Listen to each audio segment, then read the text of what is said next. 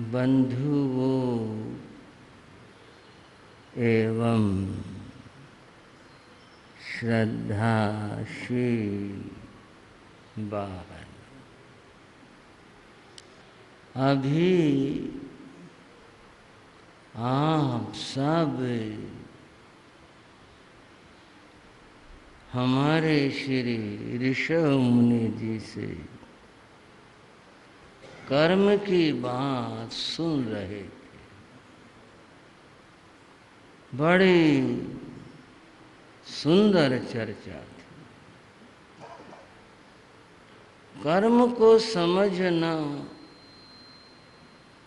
परम आवश्यक है। क्यों आवश्यक है? सुख और दुख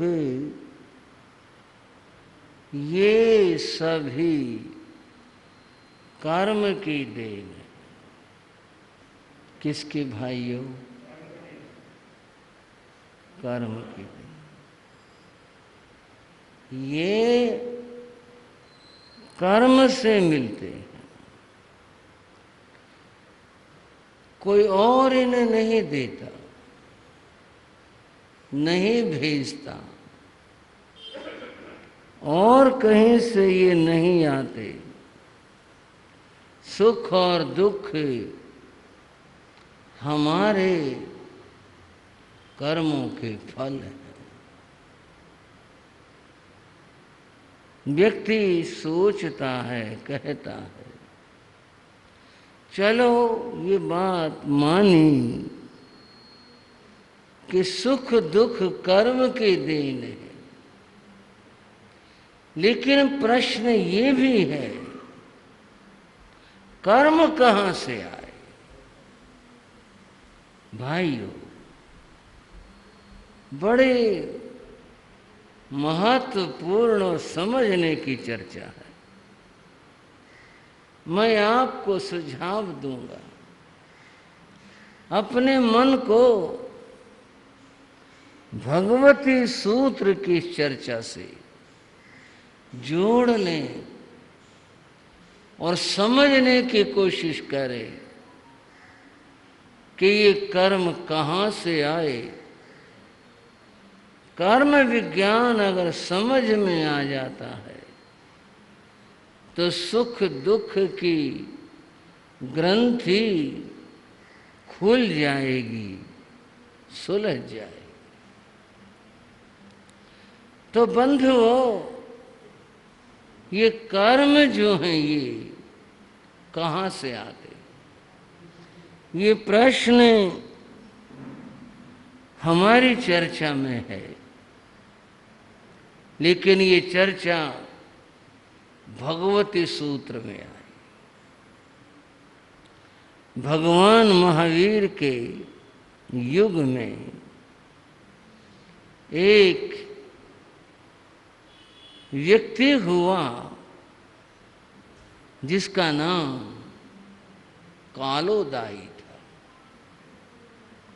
क्या नाम लिया? कालोदाई था। कालोदाई वैदिक परंपरा का विद्वान था। उस धर्म की उसे जानकारी थी। एक बार भगवान महावीर उसके नगर में पधारे तो जनता में चर्चा हुई, भगवान महावीर आए। कालोदाई ने भी सुना। उसके कुछ मित्र थे, कालोदाई, शैवालोदाई आदि उनके नाम थे। ये मित्र आपस में कहीं मिले और फिर आपस में बात करने लगे। और क्या बात करने लगे कि महावीर कर्म की सत्ता बताते हैं। कर्म एक ऐसी सत्ता है जो जड़ हैं, पुद्गल हैं, पर ऐसी सत्ता हैं जो सुख और दुख देते, वे आपस में बात करते हैं, क्यों भाई ऐसे कैसे होगा? कर्म जब जड़ है, चेतन नहीं है, जड़ हैं, तो फिर वो कैसे फल देंगे, सुख दुख कैसे देंगे? ये आते कहां से हैं? कौन भेजता है इन्हें, कौन देता है? ये तरह तरह के प्रश्न उन लोगों के बीच में चले। जब ये चर्चा उनकी हो रही थी तो कालोदाई नाम के विद्वान ने कहा कि मैं महावीर के पास में जाता हूं और मैं उनसे पूछ कर आऊंगा, देखो वो क्या बताते हैं कर्म के बारे में, वे क्या कहते हैं, मैं पूछ कर आऊंगा। उन अपने साथियों से कह करके कालोदाई चल पड़े और जहां जिस उद्यान में भगवान विराजमान थे वहां पहुंचा। भगवान महावीर के बारे में ये बात बहुत ग्रंथों ने मानी है, विद्वानों ने मानी है कि वो ज्ञानी थे और वो आदमी का नाम बता देते थे। भाइयों, अब वो तो इसी तरह बोलेंगे, हम तो ये कहेंगे भी सर्वज्ञ सर्वदर्शी, तो उन्हें सब पता था, परंतु और लोग क्या कहे, भाई वो नाम बता देते थे। ये बौद्ध ग्रंथों में भी आया। कोई महावीर के पास कुछ ऐसा है, ऐसी विद्या, ऐसा ज्ञान है कि कोई आदमी उनके पास में जाए तो उसका नाम बता देते हैं और इससे व्यक्ति प्रभावित होता है। कालोदाई गया, भगवान महावीर के सामने पहुंचा। भगवान महावीर ने उसका नाम ले दिया। कालोदाई वो बड़ा हैरान हुआ, जैसे गौतम का वर्णन है ऐसे वर्णन समझो। वो भी ये सोचने लगा, इन्हें क्या पता मेरे नाम का, मैं तो कभी नहीं आया इनके पास में। और फिर इससे आगे भी हुआ, वो यह हुआ, भगवान महावीर बोले, कालोदाई तुम कर्म के बारे में पूछने को आए हो, प्रशांत विहार वालों, श्रावको, अगर आपके मन की कोई बात मैं बता दूं, आपको बड़ा आश्चर्य होगा, महाराज जी को पता मन की बात पता, पर मैं तो नहीं बता सकता, केवल क्या नहीं बता सकता। आश्चर्य जरूर होगा इस बात का कि इन्हें कैसे पता चला। कालोदाई हैरान रह गया। चलो नाम का तो यूं कह दें किसी ने बता दिया होगा, पर ये जो मेरा प्रश्न मन का था कि तुम कर्म के बारे में पूछने के लिए आए हो, ये नहीं कैसे पता चला। चलो पर मैं अपनी बात तो पूछ लूं। उसने कहा, हाँ भगवान, मैं कर्म के बारे में पूछने को आया हूं। मैं ये जानना चाहता हूं ये कर्म कहाँ से आते हैं और इनका कैसे जीव के साथ बंध होता है, कौन इन्हें भेजता है। बीच में पूछ लो, आपके मन में भी तय कर। वह जो आदमी है वह भोजन करने के लिए बैठा, उसके सामने पायस खीर परोसी हुई, उसके बर्तन के अंदर खीर है और वह खीर खाने के लिए बैठा है। कोई उसका एक शत्रु था, होते हैं दुनिया के शत्रु, कोई उसका शत्रु था।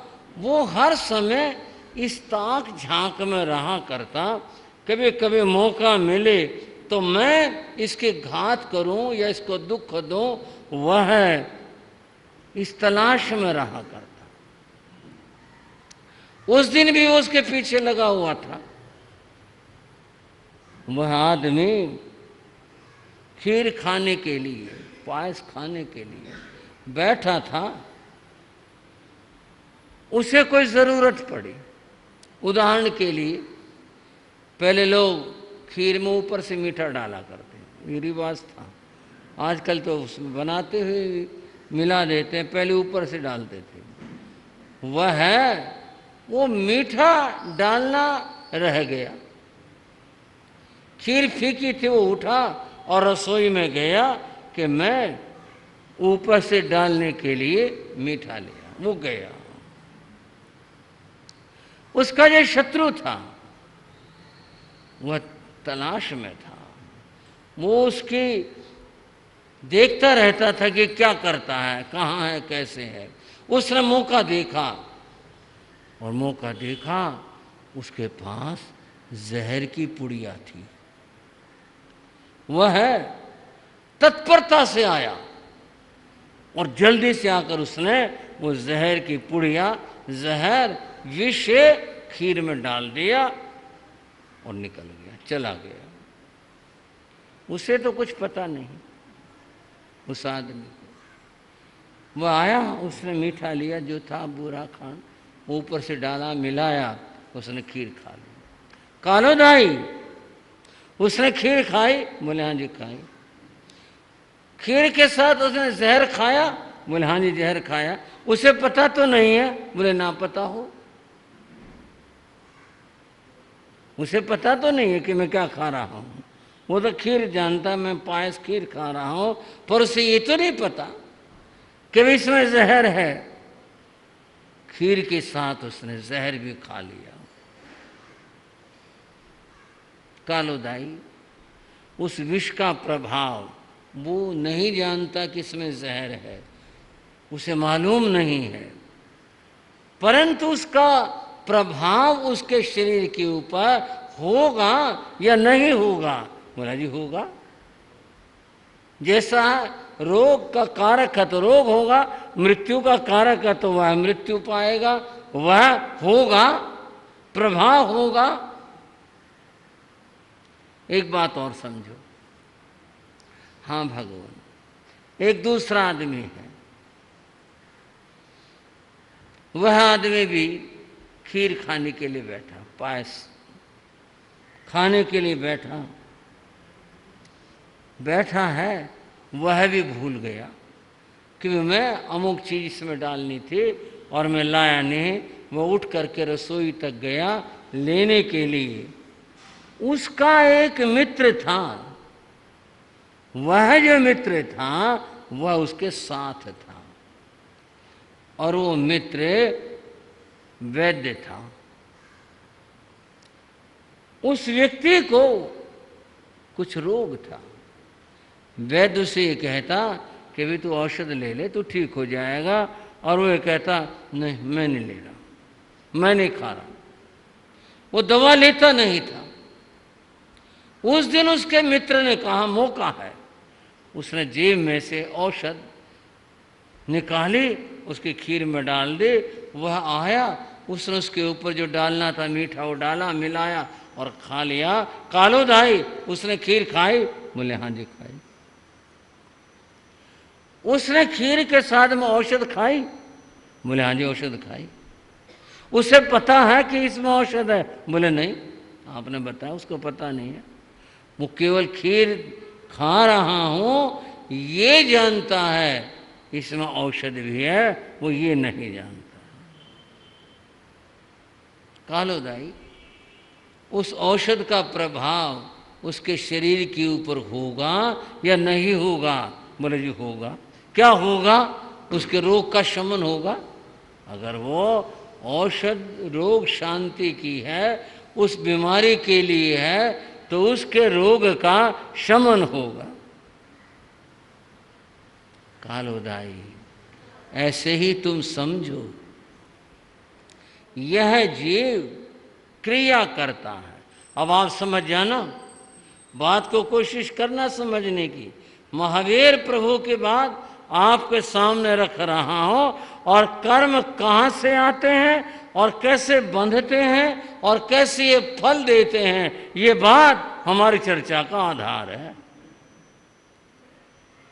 बंधुओं, भगवान महावीर से कहते हैं कि व्यक्ति कर्म करता है, कुछ भी कर्म करता है। जब कर्म करता है उसको ऐसे समझो जैसे उन दोनों व्यक्तियों ने अपने अपने समय पर पायस खीर का प्रयोग किया, ये उनका कर्म था। यहां कर्म का अर्थ क्रिया है। क्या अर्थ है? कर्म शब्द के दो अर्थ होते हैं। एक कर्म का अर्थ क्रिया होता है, और एक कर्म का अर्थ वह है उस क्रिया के करने से जो एक अदृश्य उत्पन्न हुआ कर्माणु आकर्षित होकर आत्मा से लगे, एक वो कर्म है। यहां क्रिया से अर्थ है, व्यक्ति क्रिया करता है। जैसे उन्होंने पायस खीर को प्रयोग किया, ये क्रिया थी। उसके साथ में एक के विष आया, एक के औषध आए, साथ आए।